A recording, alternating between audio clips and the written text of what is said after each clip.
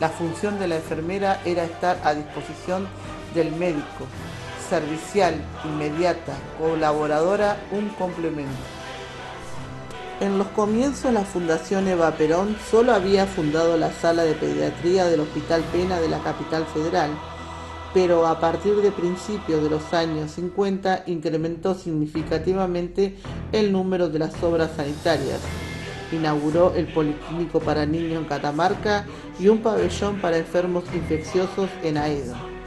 En el año 1951 abrió 2 policlínicos, uno en Avellaneda y otro en Jujuy, y poseía el control sobre 18 centros de salud que se hallaban en diversas etapas de construcción a lo largo del país.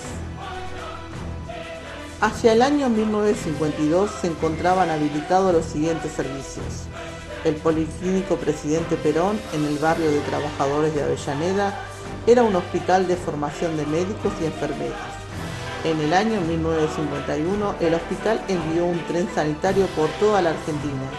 El tren brindaba servicio médico gratuito, inoculaciones, radiografías, cirugía, medicina.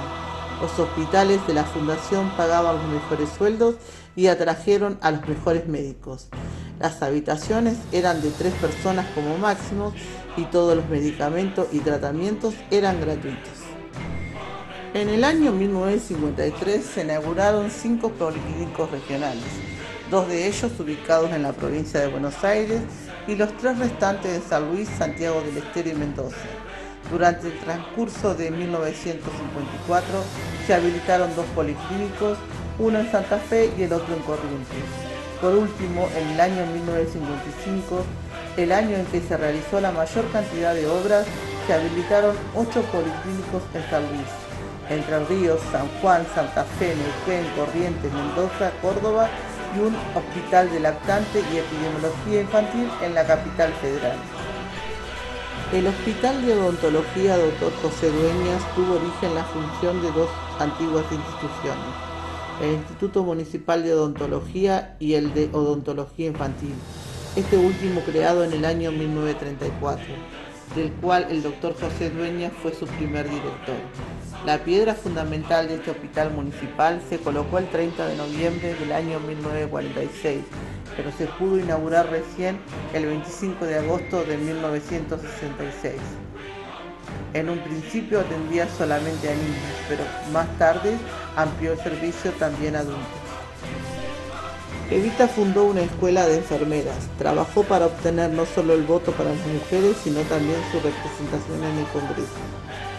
Trabajó junto con Teresa Adelina Fiora para formar enfermeras capaces de manejar un jeep, organizar y mantener clínicas en el interior del país. Irse por el mundo en misiones humanitarias. La figura de Eva Duarte de Perón es emblemática para este hospital, porque fue una de sus promotoras. Fue quien lo inauguró. El 11 de noviembre del año 1951, estando internada en su habitación, se registró un hecho histórico.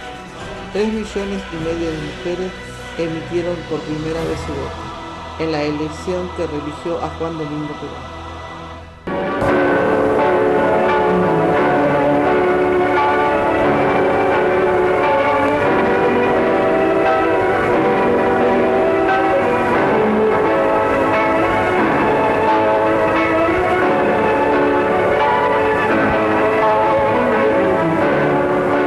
Aquí el Policlínico Presidente Perón, un dulce sueño hecho realidad, acercándonos a la vida de los que en una u otra forma colaboraron o colaboran en el funcionamiento de este centro real de amor a la humanidad, desde el momento mismo de su creación, para satisfacer nuestro empeño de mostrar a ustedes los profundos alcances de esta obra.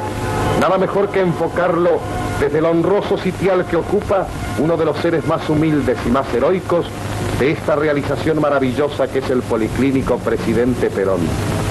Una enfermera. Usted me va a ayudar. ¿Qué le pasa? ¿Está nervioso? Le confieso que sí. Lo comprendo. No se puede afrontar así nomás la inmensa responsabilidad de ser enfermera de la Fundación. Pero la fe y la vocación hacen milagros. Y usted, como cualquiera de nosotros, cumplirá su deber con alegría en cuanto se habitúe. Lo deseo con todo el alma. Y así será. Recuerdo que yo también me sentía como usted cuando empecé. Había llegado del interior e ingresé como internada en la escuela de enfermeras de la Fundación Eva Perón.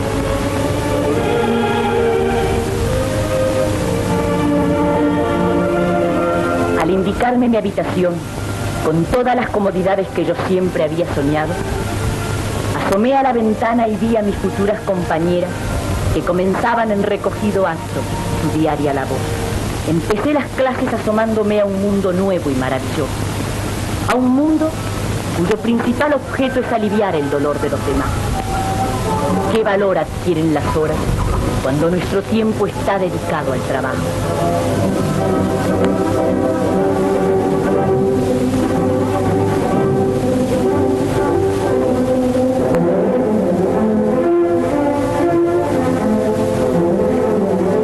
Nada hay que reconforte tanto como el saber que nuestro esfuerzo, nuestra labor, es en beneficio de los semejantes.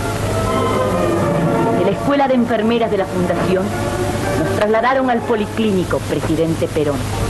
Pensé entonces cuán grande el corazón de Eva Perón. Con verdadero fervor, el personal se dedica a su tarea, inspirados todos en el ejemplo de Eva Perón, creadora de este maravilloso policlínico. Y una noche, la sirena de una ambulancia puso en pie a toda la guardia.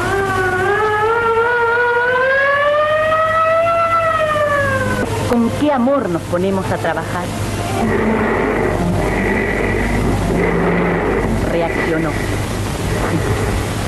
Ganamos la batalla. Comprobé que la escuela de enfermeras había hecho de mí un ser útil y eficiente. Todos y cada uno de los seres que en él trabajan están compenetrados de la honda significación, del profundo contenido que animan los principios de humanidad de los que hicieron de lo que fue un sueño una hermosa realidad. Recuerde siempre que es muy hermoso salvar una vida. La serenidad primará sobre sus actos y sentirá como propio el ser que se agita en la lucha contra el mal. Esta es nuestra misión. Este es nuestro apostolado.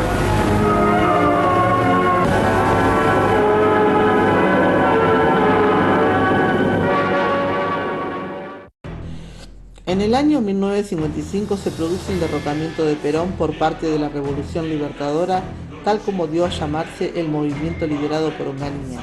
La escuela deja de funcionar por resolución ministerial 2303 el día 29 de junio del año 1956. Pasa a ser la escuela de enfermería del Hospital Rivadavia.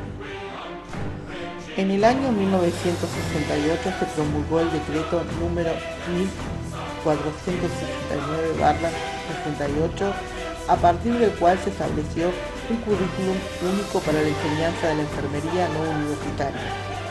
2 niveles de formación, enfermero profesional y auxiliar, y las escuelas y los cursos no universitarios dejaron de depender del Ministerio de Salud y pasaron bajo la égida del área de cultura y educación. De esta forma, el área educativa pasó a fiscalizar la formación. Dentro de las modificaciones impulsadas se estableció el requisito de contar con la escolaridad secundaria completa para acceder al nivel profesional. La formación universitaria en enfermería se dictaba en la Facultad de Medicina de la Universidad Nacional de Rosario Santa Fe, año 1958, y en las escuelas de las Universidades Nacionales de Tucumán en el año 1952, Córdoba en el año 1956 y Buenos Aires en 1960. La modificación de los planes de estudio de acuerdo con la ley universitaria estructuró la carrera en 2 ciclos. El primero de 2 años y medio, que otorgaba el título de técnico profesional enfermero, y el segundo con 1 año y medio más, con el cual se alcanzaba el título de licenciado en enfermería. Las escuelas de enfermería poseían un alto porcentaje de deserción, motivado por el escaso prestigio social que tenía la profesión y por los bajos salarios que percibían los enfermeros. Los gobiernos pasan, los democráticos y los de facto, y casi no hay cambios en este ámbito. A pesar de tener un título, seguía sujeta a la mirada del médico. Él tenía el saber científico y la enfermera debía sujetarse a su directiva. Se sostenía que solo las mujeres tienen la capacidad innata de abnegación, paciencia, sumisión y sacrificio, rasgos considerados esenciales para la enfermería. La enfermería era mostrada desde el discurso oficial como un campo laboral atractivo y novedoso para la mujer. Esta profesión, que hasta entonces no tenía reconocimiento científico ni social, fue revalorizada y publicitada como una nueva actividad destinada a jóvenes que quisieran iniciar una carrera laboral. Según datos oficiales, en los años 70 todavía más del 35% de la fuerza de trabajo de enfermería no poseía ningún tipo de educación formal. A partir del año 1970, la figura de Carrillo fue subvalorada tanto por su desempeño en el campo de la ciencia como desde el punto de vista político. Era apremiante la formación científica de la enfermera. Ello no involucró su reconocimiento como trabajadora. El Ministerio de Salud difundió el Decálogo de Ética Profesional de la Enfermería, en el que se borraba toda idea acerca de la enfermería como trabajo remunerado y se desvaneció toda la posibilidad de privilegiar su organización profesional. En el mencionado decálogo se señaló su obligación de llevar a cabo las instrucciones del médico, inteligentemente, de evitar malentendidos o inexactitudes y de rehusar su participación en prácticas no consideradas éticas. Los límites de acción entre ambos plantearon un modelo bipolar desigual, en el que la enfermera debía subordinarse al médico y en dicha subordinación su autonomía quedaba reducida. El Departamento de Enfermería en los hospitales se encargaría de lograr la organización del trabajo, tanto en la atención y el cuidado de los pacientes como en las tareas vinculadas a lo administrativo. Los desafíos que planteaba la planificación demandaban una variedad de actividades vinculadas al control y al registro de datos, y por tal motivo las tareas administrativas irían cobrando un peso más acentuado en su formación. Dicho departamento debía contar con una rígida estructura jerárquica, con atribuciones específicas y relaciones interdepartamentales bien delimitadas. Cada una de las instancias del poder, jefe del departamento, subjefe, supervisora, enfermera jefa de sala, debían estar conformadas por enfermeras profesionales. Margarita Bazomba era una destacada enfermera de la Cruz Roja. Consideraba que del juego armónico de todos estos factores se podría lograr una atención integral del paciente en sus aspectos físicos, emocionales y sociales. Se reconocían 3 niveles para el ejercicio de la enfermería. El primer grupo estaba integrado por las enfermeras con formación universitaria. En el segundo grupo se encontraban las de nivel técnico, representadas por enfermeras diplomadas no universitarias, las que tenían un ciclo primario y que en general cumplían actividades como enfermeras asistenciales. Y en el tercer grupo estaban las auxiliares de enfermería, cuyas tareas eran de aseo y cuidado del paciente, confort en general, colaboración con la enfermera para el cumplimiento de las órdenes médicas. A pesar de las críticas a las asociaciones que se conformaron durante este periodo, estas representaron un avance en la organización del colectivo de enfermería. Al mismo tiempo, los cambios en la formación contribuyeron al reconocimiento de la profesión. Sin embargo, aún faltarían algunas décadas para que la enfermería, desde los aspectos legales, deje de ser colaboradora de la medicina y comience a pensarse como profesión autónoma. Durante la dictadura militar, los intentos por legislar la actividad de la enfermería encontraron fuertes obstáculos. A partir de la instauración del proceso democrático, se presentaron proyectos que recuperaron propuestas anteriores. La Ley Nacional número 24004, referente al ejercicio de la enfermería, sus niveles de ejercicio, alcances y reglamentación, representó el impulso definitivo para promover la profesionalización de la enfermería y puede ser analizada como la síntesis de muchas de las demandas que se venían planteando desde décadas previas. Promovida por la Federación Argentina de Enfermeras ante el Congreso Nacional, fue sancionada en el año 1991 y reglamentada en el año 1993. Años más tarde, la mayoría de las provincias la tomaron como modelo para la redacción de sus proyectos de la ley, aprobados con posterioridad. Esta breve historia de la enfermería me facilitó el conocimiento de la situación actual de la profesión. Existe una deuda pendiente que solo podrá ser saldada a partir del reconocimiento de los propios trabajadores para alcanzar medidas y políticas adecuadas para terminar con esta problemática que sufre este colectivo profesional que poco ha sido reconocido salarialmente y políticamente en Argentina.